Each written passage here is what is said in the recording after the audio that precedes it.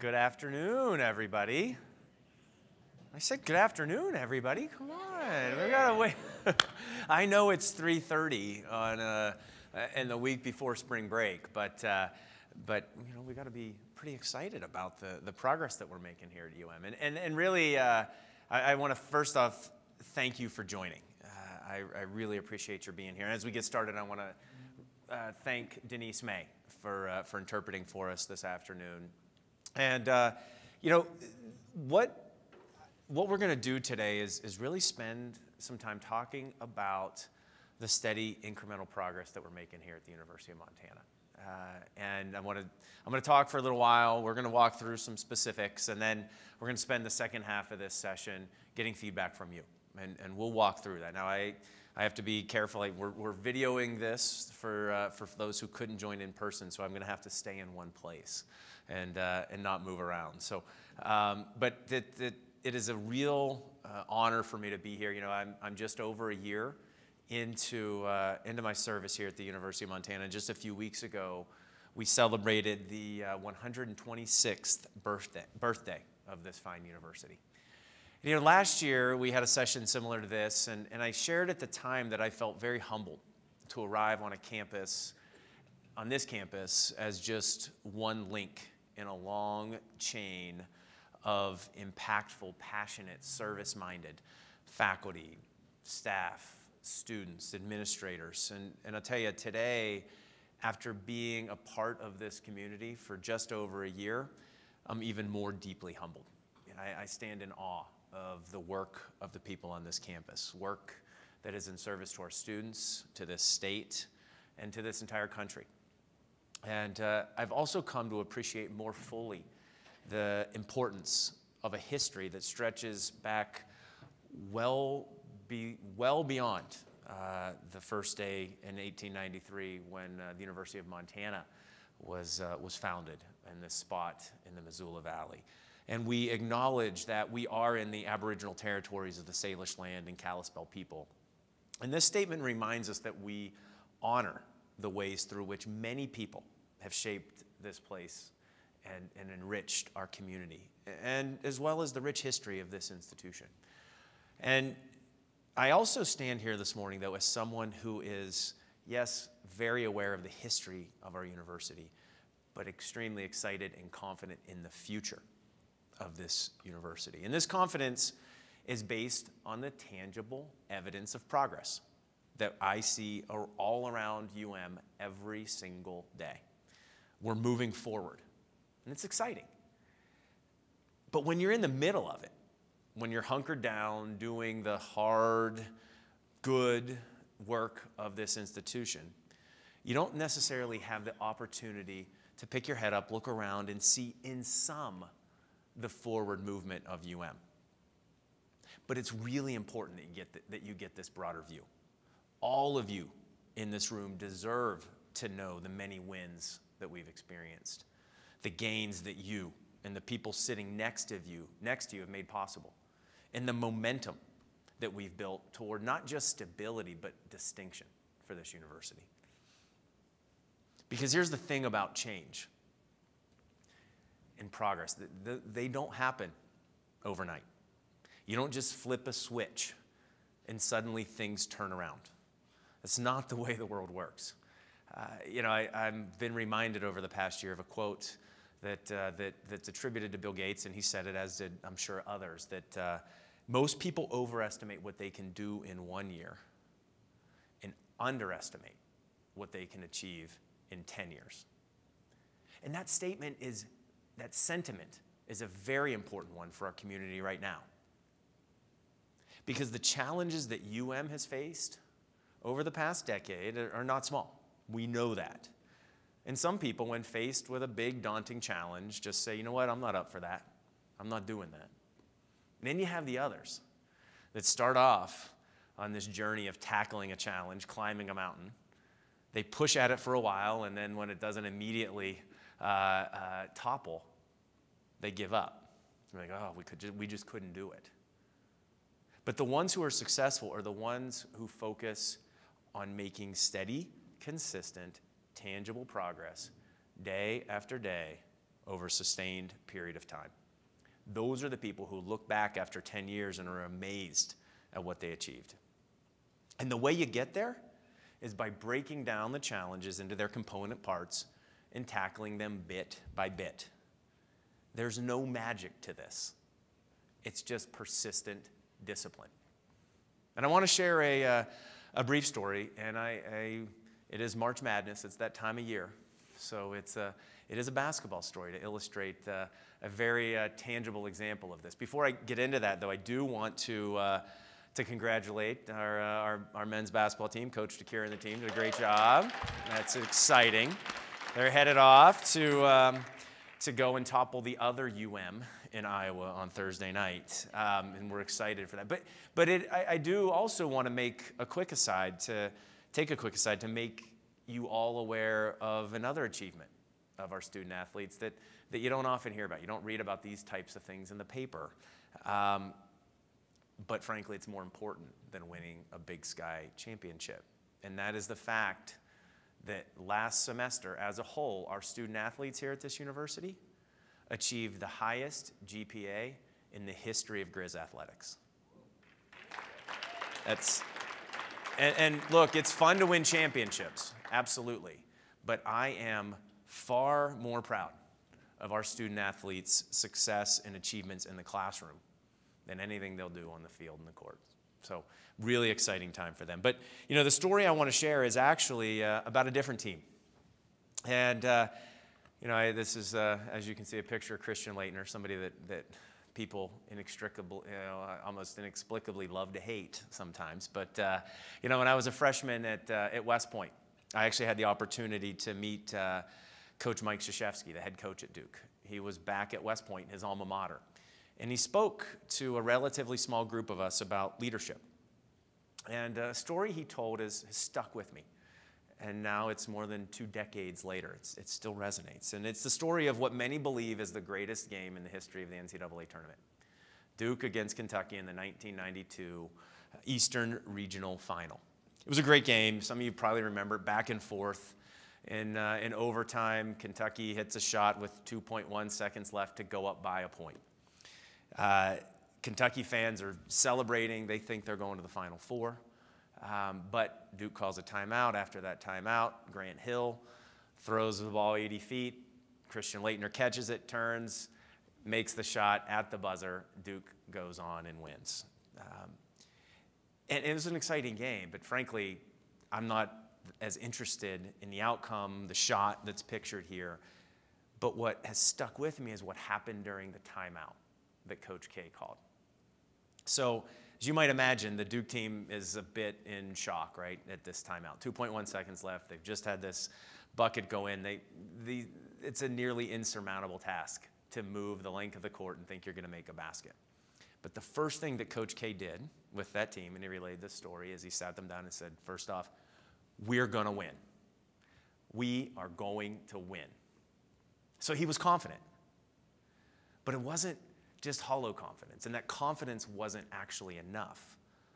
For Coach K, the key was to break down the final 2.1 seconds into concrete actions that would position the team to win. Christian Leitner later recalled, realizing, he said, quote, "The first thing I've got to do is catch the ball. And if I do that, it's a huge victory in and of itself to get the ball in your hands. And then I try to get a good look up at the hoop. That's all you say. You don't say, I've got to go hit the shot so we can go to the Final Four and Duke can win back-to-back championships. You don't put all that pressure on yourself." So when Mike Krzyzewski had him in the huddle, he looked at Grant Hill and he said, "Grant, can you make a good pass?" Grant says, "Yes." Then he says, "Christian, can you catch the ball?" "Yes, coach, I'll catch the ball."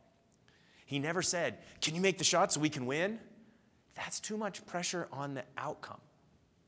And what was key for Coach K is he realized that it's the labor that gets you there. These concrete, incremental steps are what gave him and the team the right to feel confident. Again, no magic, just a disciplined focus on execution. And so I can tell you all in this room that we are going to win. Not because we've been here for 126 years. Not because it feels good to be optimistic. Not because we're fated to win. Not because I want to give you false hope. Not because I'm the president and I'm supposed to say that. I'm confident that we are going to succeed because we have made and continue to make deliberate, smart, incremental progress toward stability. We are on that path. And today I want to share with you concrete evidence of that progress as expressed in each of our 5 priorities for action. Look, it's no secret that this institution that we all love has faced some significant challenges. We've been quite transparent about them, and we've used this past year to make difficult adjustments and to rethink many of our operating practices. Your leadership team is elbow deep in this work, tirelessly getting after it, and all of you, you're there too. Often with fewer resources, putting in long hours and a lot of heart. And we're already seeing small gains. And we will continue to see these small gains each day, each week, each month, each semester. And before we get into those specific priorities, I want to remind you for just a couple minutes of why this is so important. The equation that sits at the heart of our mission, Q plus A equals T.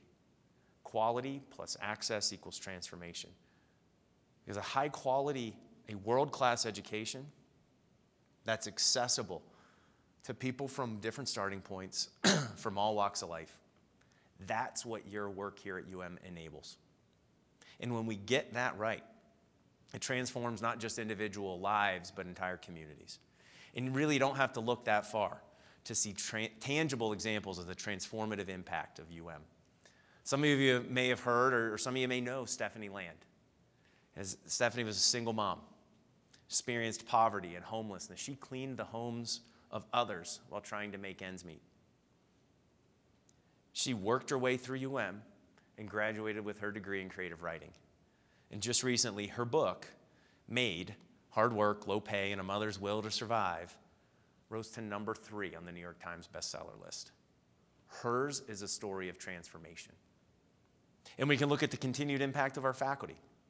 Recently, a UM team led by Rich Bridges, together with Ashby Kinch, Sarah Sertel, Nathan Insell, Chris Comer, and Martin Horace, landed a Keck Foundation grant to help UM faculty members in neuroscience, psychology, philosophy, and languages shape a new curriculum to help students understand the fast-evolving field of brain science. And this is a perfect example of the power of a UM education and the way our faculty work across disciplines to prepare students to be agile, lifelong learners and problem solvers who can solve problems at the intersection. And you look at the continued and growing impact of our family medicine residency program. This is a program that is helping address directly the rural primary care challenge. They're preparing healthcare practitioners to work effectively in teams of interprofessional experts. And we should all be proud. This program has about 80% of its graduates practicing in rural or underserved locations. And just about 70% of all of those graduates are practicing here in Montana. That is impact. That is transformation. But you know, this Q plus A equals T, it's an empty equation without the concrete work that makes it a reality. You know, when I joined last year, I said we would not design for drift. We must earn through execution the right to our boldly stated mission and distinction. And we're earning that right. And to that end, we've identified 5 priorities for action that will move UM forward toward our collectively developed vision. And they're simple. You can read them up here. Place student success at the center of everything we do. Drive excellence and innovation in teaching, learning, and research. Embody the principle of mission first, people always. Partner with place, and proudly tell the UM story. Each of these priorities has a group of champions working with many across campus to move the initiative forward. And for each priority, we've developed a set of objectives as well as specific indicators by which we will measure our progress and tangible actions we will take this year. Every one of our cabinet meetings is focused around these priorities, and every month we have a working meeting with deans and leaders across campus to talk about the progress we're making. and when necessary, to identify places where we're not making the progress we should, and talk about barriers and what we need to do to knock those down. This is about holding ourselves accountable. And today I want to walk through each priority. I'm going to briefly talk about the objectives, identify the folks who are coordinating each of these priorities, and then share with you some of the highlights and the progress that has already been made. And then I'm going to turn it over to you for input with your tables. So, let me jump right into them. The first one is pretty simple. You'll hear me talk a lot about this. And this is the priority to place student success at the center of everything we do. And when we do this well, students will persist and graduate at higher rates. They will enjoy an array of options that allow for access and flexibility, and we will have appropriate support in place for historically underserved groups. Coordinating the efforts on this PFA, we affectionately call them PFAs, Priorities for Action, are Sarah Swagger, Nathan Lindsay, Brian French, and Amy Capilupo. They're working hand in hand with faculty leadership, and we're seeing tremendous progress in this area. As many of you know, ASCRC, as a group, has been working diligently to play a larger role in student success. They're making recommendations, and they passed a recent resolution at Senate that ensures students in our 100 and 200 level classes will receive frequent and timely communications from their instructors. We know that our faculty have a tremendous impact on our students' experiences, and I am really grateful for the work that this team, along with many others, has done to both acknowledge and amplify this impact. Or you take faculty members like Daisy Rooks and Jessica Doherty McMichael. They're working across sectors and with some of our student affairs leaders, such as Adrian Donald and Karen Schlatter, in collaboration with some of our terrific students like Kat Cowley, and they're addressing our students' basic needs. And you saw this firsthand last month when we opened the food pantry. It's a powerful expression of the collective belief that our students' well-being sits at the center of everything we do. And one of the things I'm most excited about is our evolving vision of how we think about the student experience. As you know, we restructured our leadership team over the past year, and we brought on board Sarah Swagger, who I hope many of you had a chance to meet. Sarah's here today, and she officially joined last month as our Vice Provost for Student Success. She's jumped right into it, and I'm really excited about what we're doing. And graphically, we've represented the vision for the transformative, holistic experience that we wish for every student at the University of Montana. And she's working with leaders across the university on each of the things on this page. And I want to just highlight a few. And for those of you who saw the Montanan this month, it's in the edition of this month's Montanan. But just a few of them. Take the Big Sky Experience, a new student orientation. We've overhauled that process for the incoming class this summer. We have programs now where students can, with Bear Tracks, can complete a lot of their business and their administrative details before they even get to campus, so that we can use that valuable on-campus orientation as an opportunity for students to form cohorts and start to truly belong and feel at home here at We're building on the success of the freshman wilderness experience, and we're developing a set of other Big Sky experiences. We're including cohorts of 25 students the week prior to orientation to get them to know each other and have an experience before jumping into to orientation and getting them ready to hit the ground running as they start college. You look at the advising model here on the lower left. We're developing a new model, as the provost had said multiple times, where every student will have a professional advisor and a faculty mentor. This allows our students to stay on track to graduation while still getting that valuable coaching and mentorship from faculty. And you look at the flexible education options. This is all about making education accessible to as many people as we possibly can. There are so many ways we can do that. One of the things I'm very excited about is the work we've done with Helena College in developing clear pathways for students. And Nathan Lindsay's here. He's done a great job working with Kirk Lacey and many others across campus to take their legal certificate, for example, and articulate that with our 2-year paralegal program here at Missoula College to a pre-law program that feeds into the law school. And that's just one example. There's four or five others that they've developed at the same time. And we spent a lot more time making those pathways clear for students who start at Helena College but want to continue on to a 4-year degree. And I'll tell you, I'm really proud to share with you all that for the first time in more than a decade, the Helena College students that are planning to transfer to a 4-year institution, the vast majority of them are not vast majority, but the largest number of them are coming to the University of Montana. For the first time in over a decade, we are the transfer university of choice for Helena College students. That's a direct testament to the work that's happened over the past year.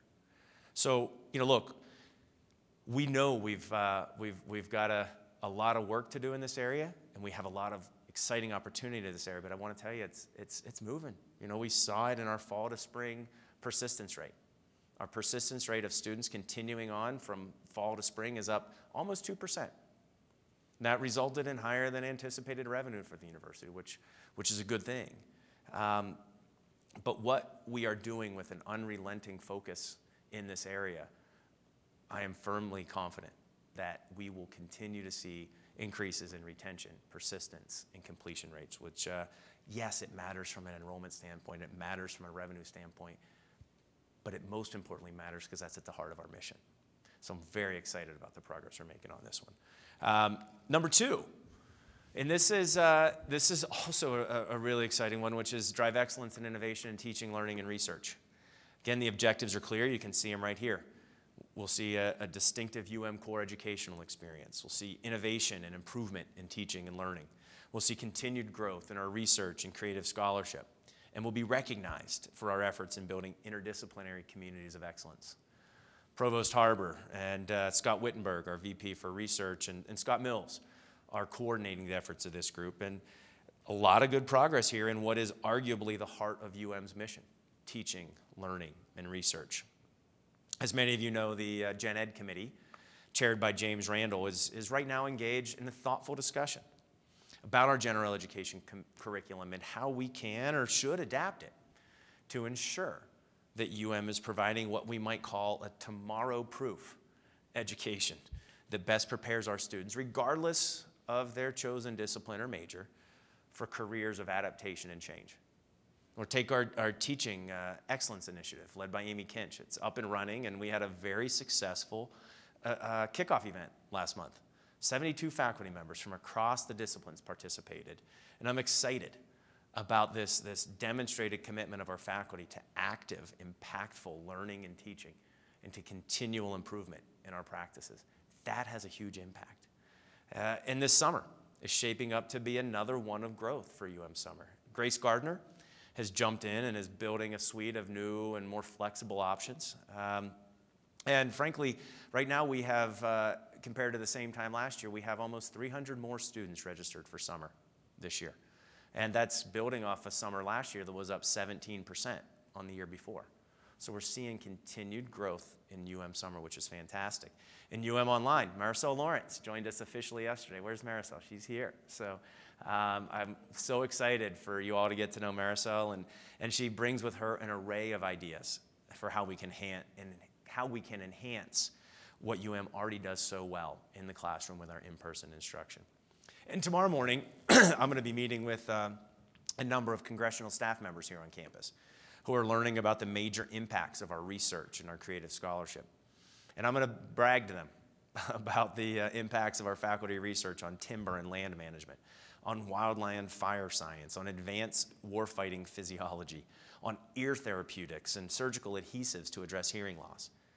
These and other topics are really just the tip of the iceberg for our continually growing research enterprise on this campus. So continued excellence in this area. The next one, priority number 3, is something that is critically important for everybody in this room. Because while our mission is to serve our students in the state of Montana, and that's the reason we're here, we will never do that well if we don't always honor and serve the people who are working to achieve that mission. This is fundamentally important to the success of this institution. And our objectives here are clear. If we embody the principle of mission first, people always, then employees will be engaged and committed to the institutional mission. Every member of the family will have robust learning and growth opportunities, and we will have a diverse and inclusive community that is one of the safest and most supportive campuses in the country. We have a great group coordinating our activities under this PFA: Kelly Webster, Luke Alford, Jasmine Lane Zink, Amy Kinch, Jessica Weltman, and Sarah Drake. And they're engaging the Diversity Advisory Council, Staff Senate, our faculty leadership, and experts from across all corners of campus who have been and continue to work to foster the type of supportive, inclusive culture that makes UM a wonderful place to work and study. And we're already seeing great progress here. In fact, we had a terrific meeting this morning with our Staff Senate leadership and highlighting the emerging plans for what we're calling Celebrate You, which is a week-long professional development and training experience for our employees. It'll take place in early June, and there's more than 30 themed offerings, topics like career mapping, personal fitness, some wellness. We'll have some Tai Chi instruction. We'll have instruction on how to put a fire out, how to treat bleeding, a whole breadth of personal and professional development topics that have been generated by the interest of our employees. And our goal is to make this an annual event that acknowledges the ongoing importance of professional growth for every single one of our employees. This is exciting, and this is something of which I am incredibly proud. And we're also working to get a gauge on what we're doing well and where we could improve. We have, and some of you may have seen we recently launched the Great Colleges to Work For survey. And this is going to provide us with baseline data and insight to where we need to focus, what we need to do a better job at. And those of you who have been selected for that survey, we want your feedback. So please, if you got that email, share your thoughts. This is going to help us form a baseline and help us focus on those things we need to do to improve. And I'm really proud to say that we're taking a real hard look at our diversity, equity, inclusion, and safety efforts here on this campus. In fact, as I speak, we're performing a comprehensive external review of these efforts. We have well over 100 faculty, staff, and students that are participating in interviews over the course of 3 days. And this is going to allow us to form a clear view of our strengths, as well as some areas of immediate need. And I want to also share with you the great work that is being done by the newly formed President's Native American Advisory Council. It's led by Aaron Thomas and Shane Sangre, and this is an amazing, engaged group of faculty, staff, and students who are elevating and addressing some of the needs we have around better celebrating and supporting our Native American community members on campus and off. We're developing a revamped website that will showcase very publicly the incredible array of programs that are run by Native faculty and staff and that support Native American students here on this campus. And we're also developing a new tribal outreach position. And this is going to enhance not just our recruitment efforts, but also identify new opportunities for academic partnership with tribal colleges. And I can't tell you how grateful I am for the energy and the passion of this group. In fact, last Monday night, I had the opportunity to spend some time from 6 to 8 p.m. with our PNAC, as we're calling it, and that group in a basement room of the College of Ed building called every single one of the 240 Native American students who have been admitted to the University of Montana for next fall. They reached out to them individually and showing these prospective students just how supportive and special the University of Montana is. So it's a really exciting time in this realm. The fourth one is partner with place. And I've said many times that UM would not be the institution it is if it were not here in Missoula, Montana. And it's key for us to partner as effectively as we can and to make sure that we are doing everything we can to enable the Missoula community to make this university even better. And that means providing robust experiential learning opportunities for our students that engage our setting and driving economic and social prosperity through synchronized efforts with leaders across the community. And coordinating these efforts across campus are Jean Loftus, Scott Wittenberg, Andrea Vernon, and Holly Truitt. And the good news about this one is we're building on an already strong legacy of blurred lines between our community and our university. And one of the new efforts that we've started is an aggressive internship program build out that's going to create partnerships between the Missoula Economic Partnership and the Montana High-Tech Business Alliance. And the goal here is to best match community needs with student needs. And the importance of internships for our students and having that experiential learning to supplement what they're getting in the classroom is critically important to prepare them when they leave here to enter the workplace and succeed in that first job. And this is something we're also actually doing over in Billings. We're calling our Billings Work internship program, and this is a pilot. It's going to place students in internships while also addressing housing needs, which is a tough challenge over in Billings for them. But what this is doing is saying, how do we partner with Place and do so while placing students at the center? And this is a great example.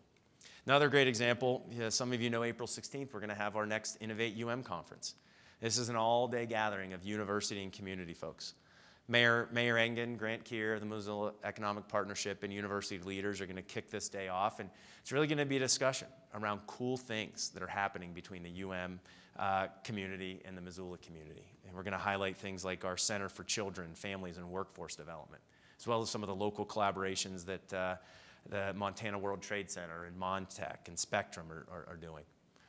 And then the day prior, a really exciting thing that I want to credit the Mansfield Center for this. We're going to have 200 high school juniors on this campus. And the Mansfield Center is running what they're calling an Innovate HS conference to show students not just what happens here at the university, but how being at this university and the unique partnerships that we have with this community enhance their learning in really incalculable ways. So a lot of exciting things happening next month. And I want to end on this one by highlighting something that happened last week. Some of you may have seen it in the news, but we celebrated the opening of the Cognizant ATG Missoula Solutions Center. Governor Bullock was here, Mayor Engen, myself, along with many graduates. We celebrated the great success of ATG, a company that employs more than 100 graduates. In fact, I think the percentage of their workforce that are graduates are about 75% or so. It is a built company. And they've been tremendously successful, and it's great to highlight that. But we also announced our new Missoula College training program that will provide a 12-week training course and provide a pathway for positions at this new Solution Center. I mean, this is responsive, flexible education and workforce development at its best. And the event was admittedly made even more sweet by a $25,000 gift from Cognizant to our Spectrum Discovery area. So this is partnering with Place. This is something we're doing well and something we're building upon. And the final one, for me, I've said from day one, it's an absolutely critical task for us to ensure that the perceptions of the University of Montana align with the reality of the University of Montana. This is an amazing place. It provides incredible learning opportunities for our students, and people need to know about the great work that's happening here. And that means engaging not just our admissions team, but our alumni, our donors, our faculty, our staff, and helping them to effectively tell the story of this great university. And when we do this well, we'll see not only more students enrolling and graduating from but also improved alumni engagement and private support. And so many of you have gotten to know Kathy Cole, and she's grabbed this bull by the horns, and she's working together with Paula Short, Jed Liston, Cindy Williams, and coordinating our efforts across campus, and we're already seeing great progress on this front. Our admissions infrastructure and our processes have undergone a massive overhaul, and we're now doing a much better job of communicating with students who've shown an interest in Our CRM, which is our tool to communicate with students, wasn't working. It now is. And we were under the impression for some time at this institution that we were on the Common Application. Some of you have heard that. We weren't, but now we are. That has been done. Again, small things, but they add up. And we've also revamped our financial aid processes. We got our financial aid award letters out 3 months earlier this year than we did last year. That is tangible progress. And we're overhauling our student visit experience, and we're also getting out there and meeting students face to face.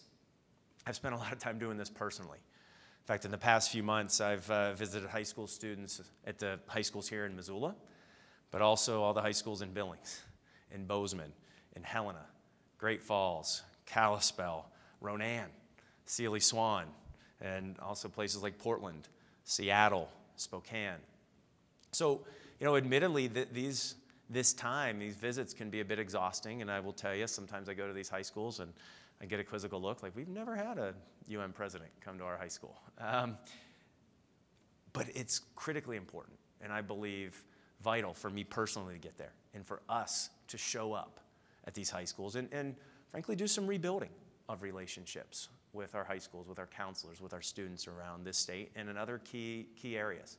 And I'm really excited, again, about the bit by bit momentum that I see building. And I want to be clear about something, though. And this is an important one, because this doesn't change overnight, okay? Rebuilding relationships and changing perceptions takes a lot of time. It's frankly tougher to change perceptions than it is to change reality. And so we can't expect our enrollment picture to change in an instant. We had some major problems to address. But what I'm excited about is where we're headed.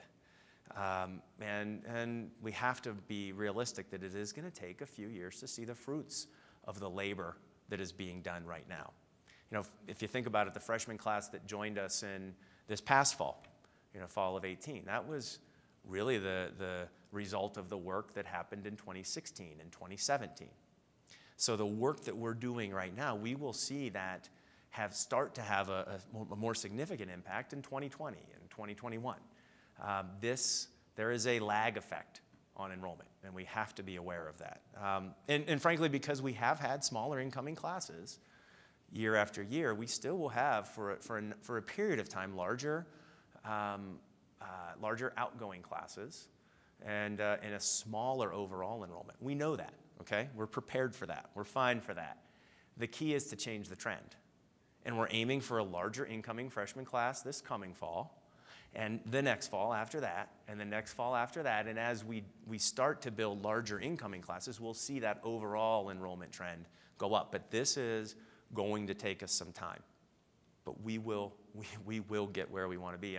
But before I leave this point, I also want to remind everyone in this room that we spend a lot of time talking about enrollment. And enrollment's important, right?